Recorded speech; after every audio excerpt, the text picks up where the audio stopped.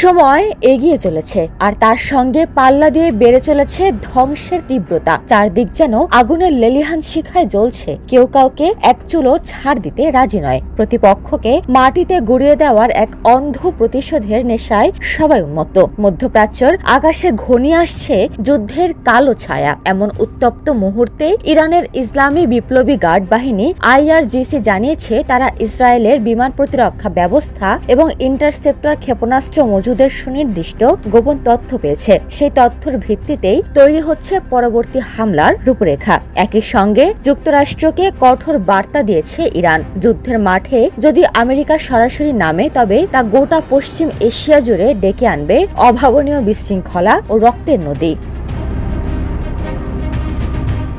শনিবার ইরানি এক জ্যেষ্ঠ সেনা কর্মকর্তা এক গণমাধ্যমকে দেওয়া সাক্ষাৎকারে বলেন, আমরা জানি কোথায় কতটুকু ইন্টারসেপ্টর মজুদ আছে। আমাদের মিসাইলগুলো সেগুলোকে টার্গেট করে ধ্বংস করতে প্রস্তুত। ইসরায়েল সম্প্রতি ইরানের বিরুদ্ধে একতরফা সামরিক আগ্রাসন শুরু করেছে। গত এক সপ্তাহে ওই হামলায় 4 শতাধিক মানুষ নিহত হয়েছে, যাদের বেশিরভাগই সাধারণ মানুষ। এই ঘটনার জবাবে ইরান শুরু করেছে অপারেশন 2 Promise 3, যার একাধিক ধাপে ইসরায়েলের প্রতিরক্ষা ব্যবস্থাকে ভেঙে চুরমার করে দেওয়া হয়েছে বলে দাবি করছে তেহরান।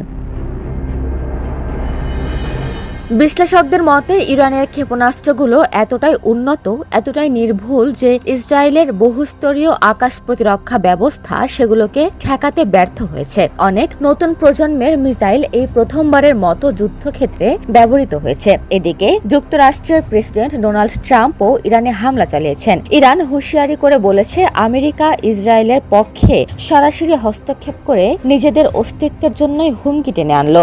IRGC ওই কর্মকর্তা আরো বলেন, আমরা যদি ইসরায়েলে অভ্যন্তরে আঘাত করতে পারি তবে আমাদের জন্য মার্কিন ঘাঁটিগুলোতে হামলা চালানো আরো সহজ হবে।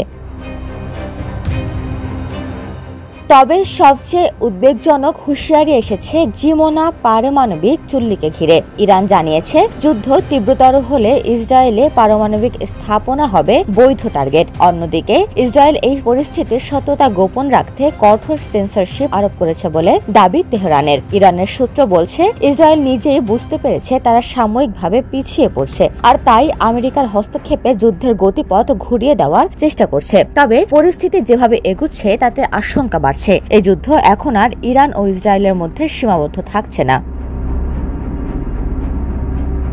যুক্তরাষ্ট্র যদি সরাসরি যুদ্ধ মঞ্চে নেমে যায় তবে পূর্ব পশ্চিম এশিয়া একটি ভয়াবহ সংঘাতে জড়িয়ে পড়তে পারে। এই মুহূর্তে গোটা অঞ্চলে উৎকণ্ঠা, আতঙ্ক আর অনিশ্চয়তা। বিশ্বনেতারা যেন নিঃশব্দ দর্শক। সবাই আমেরিকা আর ইসরায়েলের হাতের পুতুল। কারোরই যেন আর কিছুই করার নেই। আরব নেতারা গেছেন শীত ঘুমে। হাই তুলে নিন্দা জানিয়ে আবার ঘুমান তারা। উপমা রায়, সোনালী নিউজ, ঢাকা।